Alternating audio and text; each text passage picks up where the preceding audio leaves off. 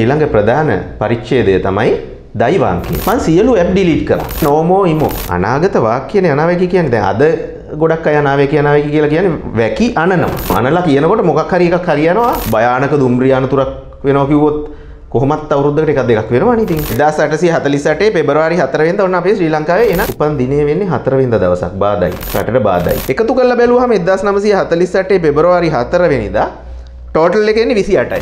2යි 8යි කීයද 10යි.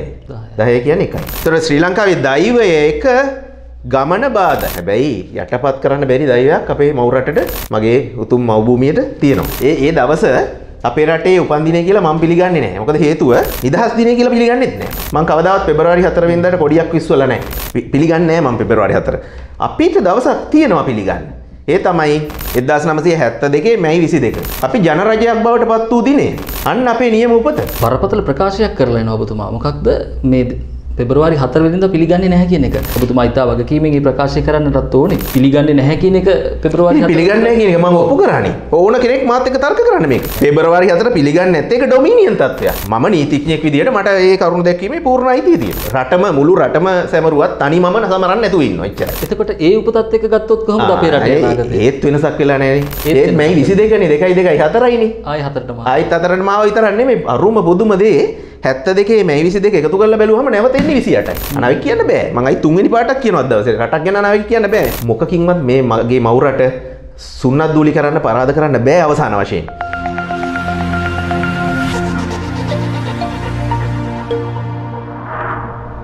අපි ලෝකයේ දෙස අලුතින් බලන්න විදිහක් කියලා දුන්නා. ජීවිතයේ අලුත් පිටුවක් පෙරලන්න අපි උත්සාහ කරා. එවැනි තැනකදී අංක විද්‍යාව කියන විෂයත් එක්ක සමාජයට යහපතක් අරගෙන ඉන්න තමයි අපි උත්සාහ කරේ. ඔබට සුබ දවසක් ප්‍රාර්ථනා කරමින් අදත් අපි මේ උත්සාහ කරන්නේ. එතෙන් සිට තවදුරටත් ජීවිතයට මේ වටිනාකම් එකතු කරපු මේ විෂය ඇතුලේ අපිට මොනවද කරන්නට පුළුවන් සහ මේ තුල තිබෙනා වූ යම්කිසි විදියකට සැඟවිලා තියෙන දේවල් ඒ වටිනාකම් ටික අපි මතු කර ගන්න දරන උත්සාහයක්. අපිත් එක්ක ඉන්නවා අපේ සුපුරුදු කුරුපුරුදු අපිට බොහොම ලෙන්ගතු නීතිඥ චතුර මොගලිය මහත්මයා. බොහොම ගෞරවයෙන් පිළිගන්නවා. අයිබෝවන්. අයිබෝවන්. චතුර මහත්මයා මම හිතන්නේ මේ වෙනකොට ඉතාමත් බොහොම හොඳ ප්‍රතිචාර අපිට ලැබෙමින් තියෙනවා සහ ලොකු පිරිසකට යහපතක් කරන්න පුළුවන් වෙච්ච කාරණා ටිකක් තියෙනවා අපිට පෙරලා වෙන ප්‍රතිචාර ටිකත් එක්ක. කෙසේ හෝ වේවා මේකට යම් සමහර තැන්වල මේ විෂයන් එක විවිධ ගැටුම් හදාගන්න තැනුත් මේකෙත් තියෙනවා. එතකොට අපි මේ ටික ගත්තට පස්සේ අපි පුද්ගලික අංකය ගැන කතා කරමින් ආවා. ඊට පස්සේ නාමකරණය ගැන කතා කරා. ඒ දේවල් ටික ඉවර කරලා යම් තැනකට දැන් ඇවිල්ලා ඉන්නේ. මෙතන සිට අපි කොහොමද ඉදිරියට වැඩ කටයුතු කොහොමද වෙන්නේ කියන එකෙන් වැඩසටහන පටන් ගමු. හොඳයි. සුබ උදෑසනක් හැමෝටම සුබ දවසක්. විශ්වකර්ම නාලිකාවට සමිත මහත්මයාට අපේ සංජීව මහත්මයාට බොහොම ස්තුතියි. අද අපේ 16 වෙනි වැඩසටහන. අංක විද්‍යාව අපේ පළවෙනි වැඩසටහන විකාශය වුණේ 2021 මේ අවුරුද්දේ මාර්තු මාසේ 1 වෙනිදා. එදායින් පටන් ගත්ත වැඩසටහන් මාලාවේ අද අපි 16 වෙනි වැඩසටහනට ඇවිල්ලා තියෙනවා. මුල් වැඩසටහන් 5ක් වෙන් වුණේ පුජ්‍යලික අංකය ගැන කතා කරන්න. 6 වෙනි වැඩසටහනේ සිට 15 වෙනි වැඩසටහන වෙනකන් වැඩසටහන් 10 වෙන්න උනේ නාමකරණය ගැන කතා කරන්න. දැන් අපිට ඉස්සරහට කතා කරන් තියෙන ඊළඟ ප්‍රධාන පරිච්ඡේදය තමයි දෛවාංකය. දෛවාංකය. ඔබතුමාට මතක ඇති මම හිතන්නේ පුජ්‍යලික අංක ඉවර වෙච්ච ගමන් දෛවාංකය ගැන දැනගැනීමේ පිපාසාවකින් පෙළුණා බොහෝ අය. බොහෝ දෙනෙක් ඉල්ලීම් තිබුණා. අපි කිව්වා නෑ අපි නාමකරණයට ගිහිල්ලා ඊට පස්සේම දෛවාංකයට කියලා. ඒ දෛවාංකය තමයි අපිට ඉදිරියේදී මෙතන සිට කතා කරන්න තියෙන්නේ. හොඳයි. මම හිතන්නේ මේක මේ යම් විදියකට මේ විෂය ඇතුලේ යම් හැදෑරීමක් කරමින් මේක කරන්න ඕන තරම් ඒ තරම් පුළුල් විෂයක්. මේක ඇතුලේ තියෙන වටිනාකම් ටික ගත්තට පස්සේ අපේ ජීවිතයට වටිනාකම් එකතු කරගන්න පුළුවන් බොහෝසේ. අපි ඒ ගැන තමයි කතා කරමින් එන්නේ.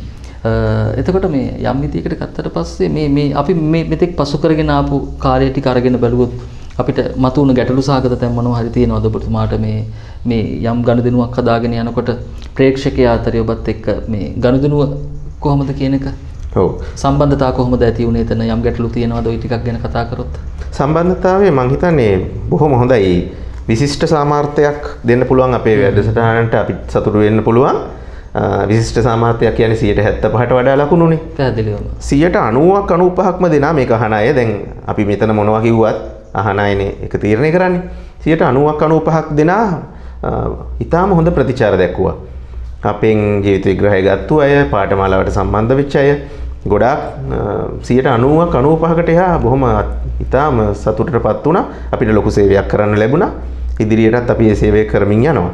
සමහරවිට මේ පුංචි දෙයක් සමහර තැන් ටිකකදී අපිට පෙරලා ප්‍රශ්න කරලා තිබුණා මේක මේ අමනප වෙන්න එපා. සම්බන්ධ කරගන්නකොට පොඩි පොඩි ගැටලු ටිකක් මතුවෙනවා කියලා කාරණා ටිකක් අපේ නාලිකාවත් එක්ක නිරන්තරයෙන් බැඳිලා ඉන්නවා ප්‍රේක්ෂකයා. අපි ඔබට වග කියන්න ඕනේ. එතකොට එහෙම තැනකදී සම්බන්ධ කරගැනීමේ යම් අපහසුතාව ටිකක් තිබුණා කියලා කතාවකුත් අපිට යම් විදිහකට දන්වලා තිබුණා. එතන ගැටලුවක් තියෙන්නේ කොහොමද? ඔව් ඒක ඇත්ත. මෙතෙන්දි මම කාරණා කිව්ව ඇත්ත කියන්නේ මම රජයේ ඉහළ නිලධාරියෙක්. ඒතකොට ගොඩාක් රාජකාරී බහුලයි. ඉතින් මගේ පෞද්ගලික ජීවිතේ කටයුතු තියෙනවා. ඔය අතර ඉතින් අපි සම්බන්ධ කරගන්නවා. ඒකට ඉතින් හරීම පහසු ක්‍රමය මම කීප වතාවක්ම කිව්වා. කරන්න ඕන දේ දැන් මේ තිරේ දානවනේ අංක දෙකක්. ඩයලොග් අංකයක් දානවා කෝල් කරන්න. මොබිටෙල් අංකයක් දානවා WhatsApp නම්බර් එක.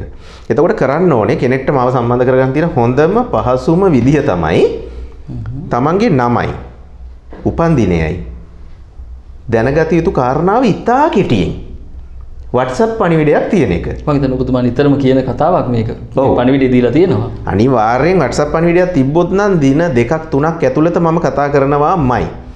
ඒක මෙහෙමයි වෙන්න ඕන. මට අවශ්‍ය වෙන්නේ තමන්ගේ නම, උපන්දිනය සහ තමන්ගේ ගැටලුව කෙටියෙන් ටෙක්ස්ට් මෙසේජ් එකක් හරි වොයිස් මෙසේජ් එකක් හරි තියන්න WhatsApp වලින්. දැන් සමහර අය පැය භාගයේ වොයිස් මෙසේජ් තියෙනවා. ඉතින් මට අනිත් ඒවා ඔක්කොම නවත්තලා ඔය පැය භාගයක් ඕක අහන්න බෑ. ඒතකොට මම කරන්න මගෙන් බලාපොරොත්තු වෙන විග්‍රහය එයාම කරලා තේරුමුකුත් නැහැ. ඒක තේරුමුකුත් නැහැ. කෙටියෙන්, ඉතා කෙටියෙන් විනාඩියක දෙකක වොයිස් මෙසේජ් එකක් එහෙම නැත්නම් පොඩි ටෙක්ස්ට් මෙසේජ් එකක් තිබ්බනම් මම අනිවාර්යෙන් සම්බන්ධ කරගන්නවා. සමහර අය අහනවා ඉමෝ වලින්, මෙසෙන්ජර් වලින් සම්බන්ධ කරගන්න. මම සියලු ඇප් ඩිලීට් කරා. මනුස්සයෙක්ට මේ තාක්ෂණිකේ වහලෙක් වෙන්න බෑනේ. හරි කරදරයක්. ඒ කියන්නේ දැන් සමහර අය ඉමෝ වලින් කතා කරනවා අන්තිමට අවනාප වෙනවා. ඒ හින්දා නෝමෝ ඉමෝ. හරි ඉමෝ නෑ, මෙසෙන්ජර් නෑ. මාව සම්බන්ධ කරගන්න තියෙන එකම ඉතින් Facebook එකත් මම වැඩි බලන්නෙත් නෑ. මාස 3කින් විතර බලලා නෑ මගේ Facebook එකත් මම. වෙලාවක් නැහැ. ඇත්තටම රජයේ කාර්යභාරයන් තියෙනවා. මේ මගේ තනතුරේ ඊළඟට පුජ්‍යලික වැඩ තියෙනවා. මට තාක්ෂණي වහලෙක් වෙන්නත් බෑනේ. හැබැයි නොව රදින ක්‍රමය WhatsApp මැසේජ් එකක් තිබ්බොත් මම දින දෙකක් ඇතුළත කතා කරනවාමයි. ඒක ස්ථිරයි. එක මැසේජ් එකක් මග අරින්නේ නැහැ මම WhatsApp එකට එන. හැබැයි WhatsApp එකෙන් කෝල් ගන්න එපා. WhatsApp එකෙන් කෝල් ගත්තාම වෙන්නේ අර වෙන කෝල් එකදී ඉන්ටරප්ට් වෙනවා. හොඳම දේ WhatsApp එකෙන් වොයිස් මැසේජ් එකක් හරි ටෙක්ස්ට් මැසේජ් එකක් හරි තියන්න මම අනිවාර්යෙන් ගන්නවා. ඒක තමයි මාව සම්බන්ධ කරගන්න තියෙන හොඳම ක්‍රමය. හදිසියෙ කෝල් එකක් ගන්න ඕන නම් අර ඩයලොග් නම්බර් එකට කෝල් ගන්න. WhatsApp එකෙන් කෝල් ගන්න එපා. ඩයලොග් එකකින් කෝල් එකක් ගන්නවා නම් ගන්න. WhatsApp එකකින් මැසේජ් එකක් තියන්න. එතකොට මම අනිවාර්යෙන් සම්බන්ධ කරගන්නවා.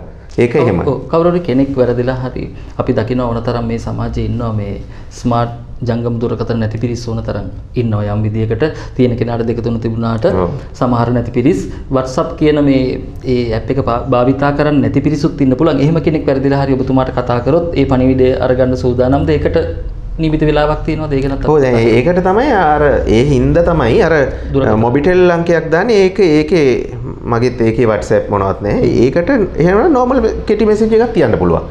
WhatsApp ඇප් එක නැති අය ඒකට මෙසේජ් එකක් තියන්න පුළුවන්. හොඳම දේ මට කෝල් කරන්න බලලා පස්සේ මාව සම්බන්ධ කරගන්න බෑ කියන මට වඩා මගේ රාජකාරී එක්ක ඒ ගන්න වෙලාවට මට ගන්න බැරි වෙන්න පුළුවන්. හොඳම එක තමයි කෙටි පණිවිඩයක් තියෙන එක. ඒක එහෙම තියෙන එක.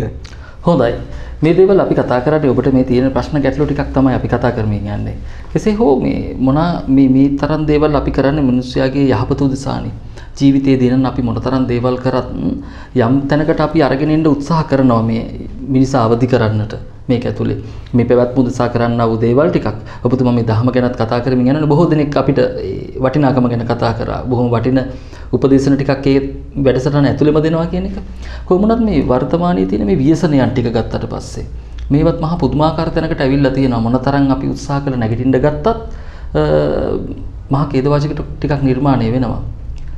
අනාගතේ වෙන්න තියෙන්නේ මොකක්ද මේ යන දේවල් ටිකත් එක්ක ඔබතුමාට බැරිද යම් කිසි විදියකට මේ විෂය හරි පුළුල් මේක තුලින් අපිට මේ අනාගතය ගැන අපි පොඩි දැනුවත් කිරීමක් කරන්නකෝ.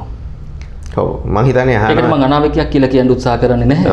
හැබැයි අනාගතය ගැන කියන්න කියලා කිව්වහම යම් කිසි විදියකට හැමෝම අනාවැකි හොයමින් ඉන්නේ අපි එතනටපත් වෙන්නේ නැහැ. එහෙම කියන්න පුළුවන්ද අපිට පොඩ්ඩක්? ඔව් අනාවැකි කියන එකේ තේරුම අනාගත වාක්‍ය කියන එක. පැහැදිලිවම. අනාගත වක්තෘවරුන් විසින් අතීතයේදී බොහෝම දුරදක්නා ඥානයක් තිබ්බ මනස දියුණු කරපු උත්තමයෝ දැකලා කියපු දේවල්. මේ අද කියන එක නෙවෙයි. ඔව් අනාගත වාක්‍යනේ අනාවැකි කියන්නේ දැන් අද ගොඩක් අය අනාවැකි කියලා කියන්නේ වැකි අනනවා.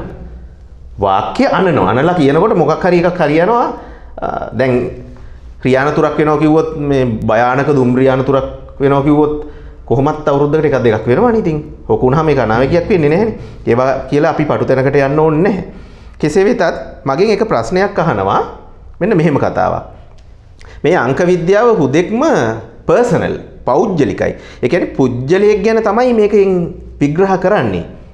අපි පරීක්ෂණ කරනවා පුජ්‍යලභාවයක් ආරෝපණය කරොත් රටකට හෝ ආයතනයකට එතෙන්දිත් පුළුවන් ද ඒක ගැන මේ මොන හරි තොරතුරක් කියන්න කියන එක. ඒක සාකච්ඡා පරීක්ෂණ මට්ටමේ තියෙනවා. දැන් මම කියන එක මම පැහැදිලි කරන්නම් මෙන්න මෙහෙම. පුජ්‍යලික අංකය දෛවාංකය මේ හැම එකම යොමු වෙන්නේ පුජ්‍යලයා ගැන කතනය කරන්න. හැබැයි දැන් මෙන්න මෙහෙම එකක් තියෙනවා. දැන් නීතියේ තියෙනවා නෛතික පුද්ගලභාවය කියලා එකක්. සාමාන්‍ය පුද්ගලයෙක් කියන්නේ ජීවමාන පුද්ගලයෙක්. නෛතික පුද්ගලයෙක් කියන්නේ පුද්ගල මේ පණ නෑ. ඒ වුණාට නීතිය විසින් දෙනවා පුද්ගලික භාවයක් ආරෝපණය කරනවා. දැන් ගත්තොත් කම්පැනි එකක්, සමාගමක්, නෛතික පුද්ගලයෙක්. ඒ කියන්නේ අධිකරණ ඉදිරියේ නඩු පවරන්නත් පුළුවන්, නඩු පවරනු ලැබෙන්නත් පුළුවන්. ඒතකොට රටක්, යුනිටි එකක්. ඒක නෛතික පුද්ගල සන්දර්භයක් වෙන්න පුළුවන්. එහෙම වුණොත් අපිට පුළුවන් ද ඒ ගැන යමක් කියන්න අංක විද්‍යාවෙන් කියලා මගෙන් ඇහුවා. මේක අහන්නේ සමහර වෙලාවට මේ නාලිකාවෙම හෝ වෙනත් නාලිකාවල අංක විද්‍යාව පිළිබඳ විකාශනය වෙච්ච වෙනත් වැඩසටහන් බලලා වෙන්න පුළුවන්. එහෙම තමයි ඇහුවේ මගෙන්. ඉතින් ඒක ගැන මං කෙටියෙන් එක දෙයක් විතරක් කියන්නම්. ඒක කියනවා නම් හරි තැනක් අපි හරියට ඒක පරීක්ෂණ මට්ටමින් කියන්න ඕනේ පරම සත්‍යයක් විදිහට නැතුව. දැන් මෙන්න මෙහෙම. දැන් මගෙන් ඔබතුමා ඇහුවොත් ලංකාව ගැන මොකක් හරි අංක විද්‍යාවෙන් කියන්න පුළුවන්ද කියලා කොහොමත් මේ රටක් ගැන අනාවැකි කියන්න මම දන්න අංක විද්‍යාවෙන් බෑ. හරි. හැබැයි අපිට පූර්වකථනය කරන්න පුළුවන් රටකට නෛතික පුද්ගලභාවයක් ආරෝපණය කරොත් එහෙනම් මේ රටේ උපන් දිනේ අපි හොයා ගන්න ඕනේ. කෙටියෙන් හරි මොකක් හරි හිතා ගන්න නම් ඒව අනාවැකි නෙමෙයි. නිකන් හිතා ගන්න නම්. දැන් එතකොට අපි බලන් යම් මේ රටේ උපන් දිනේ කියලා අපිට ගන්න පුළුවන් මොකක්ද කියලා. දැන් මේක අහන දේශපාලන විද්‍යාව කරපු හෝ දේශපාලන විද්‍යාව ගැන දැනුමක් පොඩ්ඩක් හරි තියෙන අය දන්නවා රාජ්‍ය කියන්නේ එකක් ආණ්ඩුව කියන්නේ එකක්. ආණ්ඩුව ඉටින් විට මාරු වෙනවා. හැබැයි ශ්‍රී ලංකා රාජ්‍ය කියන එක අවිච්ඡින්න අඛණ්ඩ පැවැත්මක් තියෙනවා. එහෙනම් ශ්‍රී ලංකා රාජ්‍යයේ උපත කවදද? වර්තමාන රාජ්‍යයේ උපත කවද්ද කියලා බලනකොට දැන් ඉස්සර රාජාවලියේ අපේ රට යුග ගණනක් පසු කරගෙන ඇවිල්ලා 1505 ඛණ්ඩණය වෙනවා. නව උපතක් ලැබෙනවා පෘතුගීසීන් අපේ රට ආක්‍රමණය කිරීමත් එක්ක මුහුදුබඩ ප්‍රදේශ අර රාජ්‍යත්වයෙන් ඛණ්ඩණය වෙනවා. ඒතකොට 1656 එනවා ලන්දේසීන්. ඊට පස්සේ 1796 එනවා ඉංග්‍රීසියෙන් 1815 මාර්තු 2 වෙනිදා නැවත උඩරට ගිවිසුමත් එක්ක රාජ්‍යත්වයේ ඛණ්ඩණය වෙනවා. 1815 මාර්තු 2 වෙනිදා උඩරට ගිවිසුමත් එක්ක එතකොට අපේ රටේ අර සිලෝන් කියන උපත එහෙම නැත්නම් අර බ්‍රිතාන්‍යයට කිරීටයට යටත් උපත 1815 මාර්තු 2 උඩරට ගිවිසුම් දිනේ. ඒක තමයි උපන් දිනේ කියලා ගන්න වෙන්නේ. හැබැයි ඒක මරණයටපත් වෙනවා 1948 පෙබරවාරි 4 වෙනිදා. අපේ ඩොමිනියන් තත්ත්වය දීලා සුද්ධ යනවා නොකර බැරි කමට. ඒ දෙන්නේ අර ඉන්දියාව දාලා ගියාම මේ කෑල්ල තියාගෙන වැඩක් නැති හින්දා මේක දීලානේ යන්නේ. එතකොට 1848 පෙබරවාරි 4 වෙනිදා ඔන්න අපේ ශ්‍රී ලංකාවේ එන වර්තමාන උපත කියලා සැලකුවොත් අපි චුට්ටක් විනාඩියක් ඔක් ගැන කතා කරමු 1948 පෙබරවාරි 4 වර්තමාන උපත කියලා සැලකුවොත් උපන් දිනේ වෙන්නේ 4 වෙනිදා දවසක් බාදයි. රටට බාදයි. අපි නිකන් හිතන්න අනාවැකි නෙමෙයි මේවා. නිකන් හිතමු අපි. නෛතික පුද්ගලභාවයක් ආරෝපණය කරමු රටට. පෙබරවාරි 4 වෙනිදා දවසක ඉපදිච්ච කෙනෙක්ට වගේම 4 වෙනිදා දවසක නම් ඩොමිනියන් තත්ත්වය ලැබුණේ යම් යම් බාධා තියෙනවා. එකතු කරලා බැලුවහම 1948 පෙබරවාරි 4 වෙනිදා ටෝටල් එක එන්නේ 28යි. 2යි 8යි කීයද 10යි. 10 කියන්නේ 1යි. අර අපි දෛවාංකය කියලා දැන් ඉස්සරහට කතා කරන්න යන්නේ ඕකනේ. ඒතර ශ්‍රී ලංකාවේ දෛවය එක ගමන බාධායි. හැබැයි යටපත් කරන්න බැරි දෛවයක් අපේ මව් රටට මගේ උතුම් මව් භූමියට තියෙනවා. දැන් ඒක තහවුරුයිනේ. 48 ඉඳන් 72 වෙනකන් ගමනත් බාධාකාරී භාවයේ. ඔය ඩොමිනියන් තත්ත්වය ගැන අපි දැන් අංක විද්‍යාව නොමුණත් මේ කහන බොහෝ අය ඉන්න හින්දා එක වචනයක් කියමු ඩොමිනියන් තත්ත්වය කියන්නේ ඇත්තටම 48 පෙබරවාරි 4 මම නම් පිළිගන්නේ නැහැ. ඒ දවස අපේ රටේ උපන් දිනය කියලා මම පිළිගන්නේ නැහැ. මොකද හේතුව නිදහස් දිනය කියලා පිළිගන්නෙත් නැහැ මම. ඒක පැහැදිලි. එහෙම දෙයක් ලැබුණේ නැහැ කියන එක මේක ඇතුලේ තියෙනවනේ. දැන් වර්තමානයේ ගත්තට පස්සේ අද වෙනකොටත් මේ නිදහස තියෙනවද කියලා ප්‍රශ්නෙකුත් තියෙනවා. ඇත්තම කතා කරගෙන යනකොට මේක ඇතුලේ මේ අපි යම් ග්‍රහණයකට හසු වෙලා තව දුරටත් හදිසි හස්තද අපිව මෙහෙවන්නේ කියන එක සාධාරණ සැකයක් අපිට තියෙනවා. එහෙම දේවල් ටිකක්. අපි මේ ප්‍රශ්නේ පැහැදිලි කරගන්නයි ඔබතුමා මේ කියන විදිහට මේ දිනේ අපි යොදාගත්තේ. මේ පැහැදිලි කරන්නේ අහන්නේ හින්දා රට ගැන අනාවැකි කියන්නේ කියලා. අනාවැකි කියන්න බෑ. හොඳේ. අයි කියන අනාවැකි කියන්න බෑ. මේ අනාවැකි නෙමෙයි නිකන් මොනවා හරි පූර්වගතනයක් අපි බලමු. පොඩි දෙයක් හරි ගෙස් කරගන්න පුළුවන්ද කියලා. මොකක් හරි මේ යන විදිහට යන එක. මම දැන් අර කිව්වනේ පිළිගන්නේ නැහැ කියලා 48 පෙබරවාරි 4. ඔබතුමා පිළිගන්න දවසක් තියෙනවද ඒ කියන්නේ? හරියට හරි මං කියනවා. දැන් මම පිළිගන්න දවස කියන කලින් පිළිගන්නේ නැත්තේ ඇයි කියන්නේ ඉපේ. නිකන් මම මේ පිළිගන්නේ නැහැ කිව්වට වැඩ නැහැ. මං කිසිසේත්ම මං කිසි දෙයක් හේතු නැතුව පිළිගන්නෙත් නැහැ. මම හේතු නැතුව කියන්නෙත් නැහැ. ඔබතුමා නීතිඥයෙක්. ඔව් නීතිඥයෙක් හින්දාම හින්දාමද කියලා මට වෙලාවකට හිතෙනවා. එහෙම වෙන්නත් පුළුවන් නෑ සහජ ගතිය. සමහරට නීතිඥයෙක් උනේත් ඒ හින්දා වෙන්න පුළුවන් ඒ ගති ලක්ෂණ. මම හිතන්නේ ඒක තමයි වඩා නිවැරදි. වඩා නිවැරදි ඒක තමයි. පැහැදිලි. හතරේ ඉපදිච්ච කෙනේ සංසාර පුරුද්ද මං විතක්ක ਵਿਚාරයෙන්මයි හැමදේම බලන්නේ. මම මේ අංක විද්‍යාව කිව්වත් කියන්නේ මේ කියන එකවත් 100% පිළිගන්නේ නැත්නම් 80ක 85ක සත්‍යතාවයක් තියෙන්නේ මේක බලන්න කියලානේ කියන්නේ. එතකොට ඇයි පිළිගන්නේ නැත්තේ? නිදහස නම් අපි ව්‍යවස්ථාදායක විධායක අධිකරණ කියන අංශ තුනෙන් නිදහස් වෙන්න එපයි. හැබැයි 48 ඩොමිනියන් තත්ත්වය දීලා ගියාට පස්සේ අපේ පාර්ලිමේන්තුව පූර්ණ ස්වාධීන නැහැ. සෝල්බරි ව්‍යවස්ථාවේ ඇතැම් වගන්ති වලින් පාර්ලිමේන්තුව බැඳලා තිබුණේ. පාර්ලිමේන්තුවට සමහර පනත් සම්මත කරන්න බෑ. දැන් පාර්ලිමේන්තුවට ඕනම පනතක් සම්මත කරන්න පුළුවන් වෙන්න ඕන. ශ්‍රී ලංකා පාර්ලිමේන්තුවට 48 ඉඳන් 72 වෙනකන් කාලේ සමහර පනත් සම්මත කරන්න බෑ. ඒ කියන්නේ ඇත්තටම ව්‍යවස්ථාදායකමේ පූර්ණ නිදහස තිබුණේ නැහැ. ඊළඟට කවුද අපේ රටේ විධායක ප්‍රධානියා 48යි 72යි අතර? බ්‍රිතාන්‍ය රජුගෝ රැජින. බ්‍රිතාන්‍ය රැජින. එයාගේ හොල්මනක් මෙහි හිටිය අග්‍රාණ්ඩුකාර කියලා. ජනාධිපති කෙනෙක් හිටියේ නෑනේ 72 වෙනකන්. එතකොට ලංකාවේ විධායක ප්‍රධානියා බ්‍රිතාන්‍ය රැජින. එයාගේ නියෝජිතයා අග්‍රාණ්ඩුකාරයා. එතකොට කොහොමද විධායකයේ ස්වාධීනද නැහැ? ඊළඟට ලංකාවේ ඉහළම අධිකරණය වෙන ශ්‍රේෂ්ඨ අධිකරණය දෙන තීන්දුව අවසානාත්මක නැහැ. ෆයිනල් ඇන්ඩ් කන්ක්ලූසිව් නැහැ අද වගේ. ඒක ඇපීල් කරන්න පුළුවන් ප්‍රිවි කවුන්සිල් එකට බ්‍රිතාන්‍යයේ. අධිකරණයේ ස්වාධීනත් ඒ කියන්නේ දැන් අන්තිමට තීන්දුව අපේ රටට දී ගන්න බෑ. බ්‍රිතාන්‍යය තමයි අන්තිම තීරකයා වෙන්නේ අධිකරණයේ. ව්‍යවස්ථාදායකයත් උත්තරීතර නැත්තම් විධායකයත් උත්තරීතර නැත්තම් අධිකරණයත් උත්තරීතර නැත්තම් එවන් නිදහසක් පිළි නොගන්නෝ වෙමු අපි. පිළිගන්නේ නැහැ. මම කවදාවත් පෙබරවාරි 4 වෙනිදාට කොඩියක් විශ්වලා නැහැ. පිළිගන්නේ නැහැ මම පෙබරවාරි 4.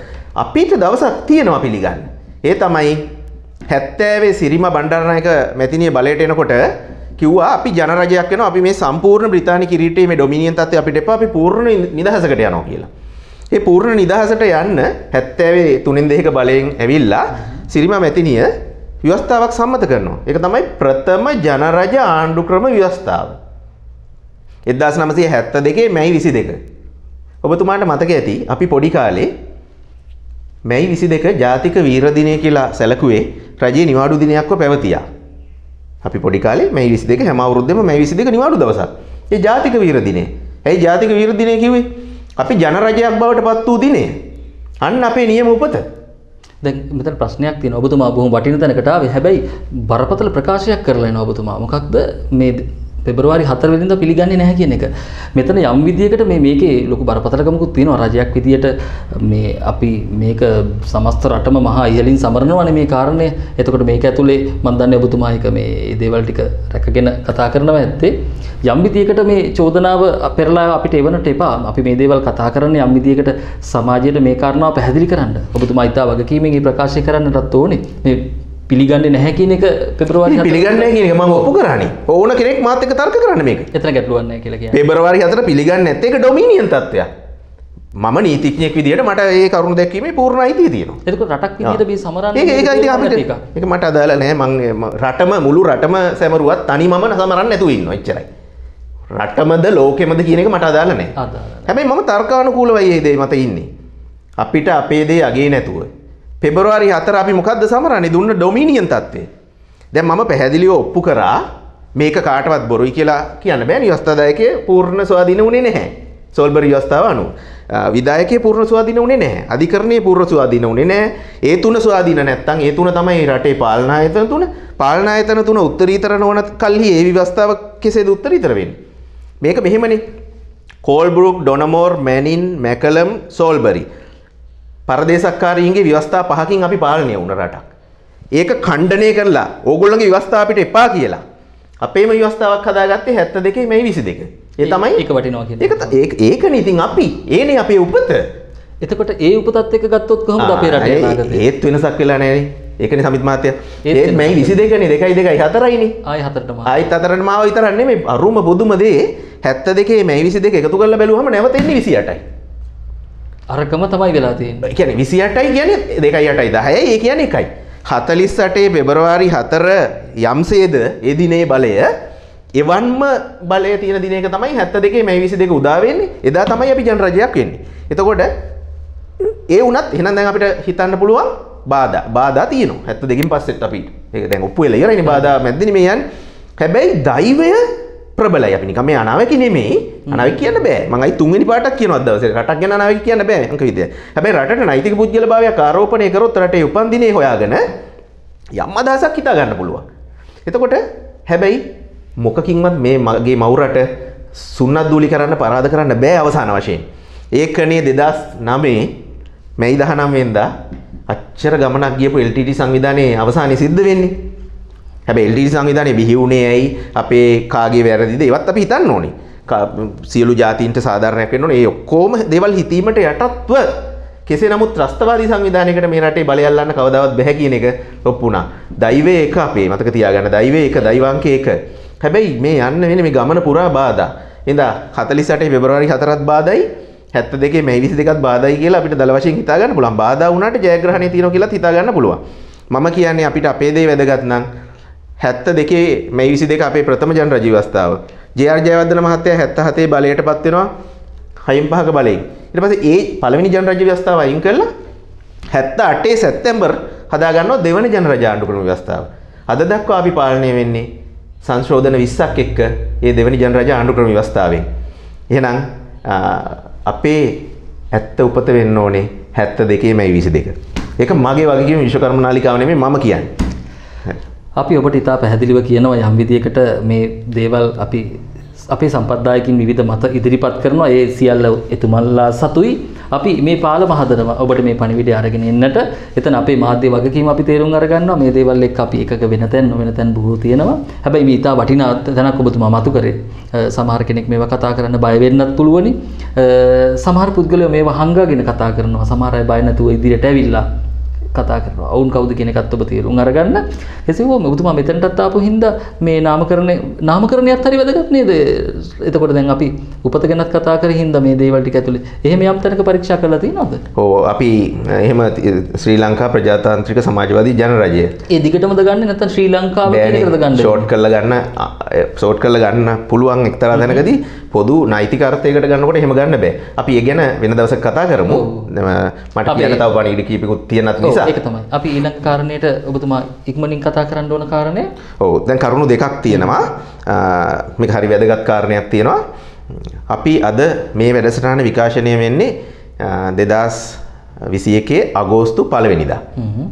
අගෝස්තු 1 වෙනිදා කියන්නේ අගෝස්තු කියන්නේ සූර්යයාගේ මාසය. අපේ මේ සහෝදර විෂයක් වන ජ්‍යොතිෂයෙන් කියනවා නම් සූර්යයා සිංහ රාශියේ ගමන් කරන මාසය. සූර්යයාගේම මාසය. සූර්යයාගේම මාසේ පළවෙනිදා කියන්නේ සූර්යයාගේම දිනේ අපි මේ වැඩසටහන විකාශය වෙන්නේ. මම හඳුන්වා දෙනවා බොහෝ අයගේ ඉල්ලීම පිට අපි විශ්ව ශක්තිය අරගෙන තමන්ගේ ජීවිතය ජයග්‍රහණය කරන්න ඕන ක්‍රමවේද දෙකක් අංශ දෙකකින්. එකක් අධ්‍යාපනික ජයක් ලබා ගන්න බලාපොරොත්තු වෙන අයට. හැබැයි සාමාන්‍ය පෙළෙන් උඩ.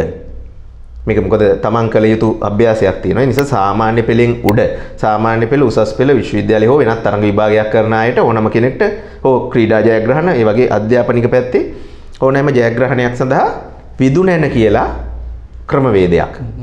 ඒ කියන්නේ එයාගේ ජීවිතයට ගැලපෙන දින කීපයක අපි කියනවා මෙන්න මේ අභ්‍යාසය මේ විදියට කරන්න. ඒකෙන් වෙන්නේ හැබැයි අංක 1 මේ අභ්‍යාසය කරා කියලා පමණක් කවදාවත් ජයග්‍රහණය කරන්න බෑ. තමන්ට උවමනාව තියෙන්න ඕන, අදිෂ්ඨානය තියෙන්න ඕන, උත්සාහය තියෙන්න ඕන. ඒ චිත්ත ශක්තියට විශ්ව ශක්තිය කීප ගුණයකින් වැඩිපුර අරන් දෙන ක්‍රමවේදයක්. ඒ කියන්නේ විදුනැන කියන ක්‍රමවේදය. ඒක අවශ්‍යයට පුළුවන් අපිත් එක්ක කතා කරලා ඒ ක්‍රමය තමන්ගේ ජීවිතයට ළඟා කරගන්න. ඒ කියන්නේ ඔබතුමා කොහොමද ඒක මේ සමාජගත කරන්න උත්සාහ කරන්නේ? අවශ්‍ය කෙනෙක් ඉන්නවා නම් ඔබතුමාට යම්කිසි මිලක් ගෙවලා එහෙම කරගන්න ක්‍රමවේදයක්ද නැත්නම් පොදුවේ ඕන කෙනෙකුට මේ දෙන දෙයක්ද මේක තුල තියෙන්නේ? නැහැ මේ ඒක ඕන කෙනෙක්ට දෙන්නේ නැහැ අත්ත වශයෙන්ම. ඒ කියන්නේ අපේ ජීවිත විග්‍රහයක් අරගෙන අවශ්‍ය කෙනෙක්ට ඒ පියවර එක ලබා ගන්න පුළුවන්. මොකද ඒකට යම් වටිනාකමක් තියෙනවා. ඒ කියන්නේ මේක ආර්ථිකයෙන් සීමා කරන්න පුළුවන් වටිනාකමක් නෙමෙයි තියෙන්නේ. හැබැයි මේ ක්‍රම මිනිහෙක්ට භාවිතා කරන්න පුළුවන් හොඳට මෙන්ම නරකට. දැන් සම්මා සතිය කියලා එකකුත් තියෙනවා, මිච්ඡා සතිය කියලා එකකුත් තියෙනවානේ. සම්මා සතියට මේ ක්‍රමේ දාලා යහපතක් උදා කරගන්නත් පුළුවන්. මිච්ඡා සතියෙන් යුක්තයි ඉන්නවනේ. දැන් සමහර දේවල් නරක දෙයට පුදුමාකාර සිහියෙන් එළඹෙන අය. ඒ කෙනෙක්ට උනත් මේ දේ ප්‍රයෝජනට ගන්න පුළුවන්. ඉතින් එහෙම අයට ප්‍රයෝජනයක් දෙන්න අපි කැමති වෙන්නේ නැහැ. මේකේ වටිනාකමකුත් තියෙනවා. කලින් වගේම ඒක WhatsApp message එකක් දාලා Tamanට ඕනේ නම් ඒ නිසි ක්‍රමවේදය ඔස්සේ තමයි ලබා ගන්න ඕනේ. හොඳයි. ඊළඟ එක දෙවෙනි ක්‍රමේ අර Tamanගේ ව්‍යාපාර අඩපණ වෙලා ඉන්න අය. එහෙම නැත්නම් ආර්ථික ශක්තියෙන් වැඩිලා ඉන්න අයට විශේෂයෙන් මේ වගේ කාලයක පිරිසක් සෑහෙන නැගිට්ටා, පිරිසක් සෑහෙන වැටුණා. එහෙම ඉන්න අයට තමන්ගේ ආර්ථික ශක්තිය නගා ගන්න ක්‍රමවේදය ඒක අපි හඳුන්වනවා යස ඉසුරු කියලා. ඒකට තියෙන වෙනම ක්‍රමවේදයක්. පියවර 5ක ලස්සන ක්‍රමවේදයක්. ඉතින් ඒ ක්‍රමවේද හැබැයි මේ ක්‍රමවේදයට එක එක්කෙනාට පටන් ගන්න හා ඒක ක්‍රියාත්මක කරන්න දෙන දවස වෙනස්. ඒක තීරණය වෙන්නේ තමන්ගේ දෛවාංකයේ, පුජ්‍යලිකාංකයේ, උපන් මාසයේ බලය, වර්ෂයේ බලය අනුව. ඒක එතකොට දැන් නිශ්චිතව කියන්න බෑ අවල් දවසේ ඔබ මේක කරන්න ඕනේ කියලා. ඒ පුජ්‍යල බද්දයි. ඒ පුජ්‍යලයට තමයි කියන්න ඕනේ. එතකොට ආර්ථිකයෙන් දියුණු වෙන්න බලාපොරොත්තු වෙන අයට යස ඉසුරු කියන ක්‍රමවේදයත්, අධ්‍යාපනයෙන් ජයග්‍රහණ ලබා ගන්න ඕන අයට විදුනැන කියන ක්‍රමවේදයත්, ඒ ක්‍රම දෙක මම අද ඔන්න සමාජගත කරනවා මේ දවසේ අගෝස්තු 1 වෙනිදා සූර්යයාගේ මාසේ සූර්යයාගේ දවසක මේක විශ්වගත කරනවා. ඒකෙන් හැමෝටම ඉහළම ඒක බලාපොරොත්තු වෙන අයට යහපතක්, ශතක් සාන්තියක් වෙන්න කියලා. තව එක දෙයක් අපේ අංක විද්‍යා පාඨමාලාවේ ඊළඟ කණ්ඩායම පටන් ගන්නවා සැප්තැම්බර් 1 වෙනිදා. ඒකට කැමති අය සහභාගී වෙන්න බලාපොරොත්තු වෙන අය අගෝස්තු 15 වෙනිදාට කලින් නමයි, උපන්දිනයයි, ජාතික හැඳුනුම්පත් අංකයයි WhatsApp message එකක් දැම්මහම මම ඒ අයට කතා කරනවා. හොඳයි. අපි ටිකක් දීර්ඝව කතා කරමින් ආවා. අපිට ඉදිරියේදී කතා කරන්න තියෙන වටිනාකම් ගොඩක් තියෙනවා. දෛවාංකය ගැන අපි කතා කරනවා. ඒක අපි ඉදිරියට තියලා අපි ටිකක් වෙනත් කාරණා ටිකක් කතා කරමින් ආයි වටින දේවල් ටිකක් ඒ තුල තියෙනවා කියලා අපි විශ්වාස කරනවා. එහෙමනම් අවසරයි සමුගන්න. අපි ඉදිරියේදී වැඩසටහන ඇතුලේ අපිට තව බොහෝ දේ තියෙනවා කතා කරන්නට. මගන හැරුණු කාරණා තියෙනවා. ඒ දේවල් ටික අපි එහෙම තැනක ගැට ගහමු කියලා අදට අපි සමුගන්නයි සූදානම. ඔව් අනිවාර්යෙන්. ඒ කියන්නේ දෛවාංකය අපි ඊළඟ වැඩසටහනෙන් අනිවාර්යෙන් පටන් ගන්නවා. කතා කරමු. හොඳයි. එහෙමනම් ඔබතුමාට බොහොමත්ම ස්තුතියි. අපි ඉදිරියේදී මේ දේවල් ටික නිවැරදිව සමාජයට අරගෙන එමු. එහෙමනම් අයිබෝන්. අයිබෝන්. තෙරුවන් සරණයි. තෙරුවන් සරණයි. ඔබටත් යහපතක් මුදා වේවා. ප්‍රශ්න ගැටලු තියෙනවා නම් අපිට එවන්න. මේ හැම දෙයක්ම එතුමා යම් ක්‍රමවේදයක් හදලා තියෙනවා ඔබට නිවැරදිව සම්බන්ධ වෙන්න WhatsApp හරහා ඒ කාරණා ටික එතුමා සඳහන් කර විදිහට ඒ ගනුදෙනුව නිවැරදිව කරගන්න කියන දේ මතක් කරමින් අපි සමු ගන්නවා. ඔබට යහපත් හෙට දවසක් මුදා වේවා.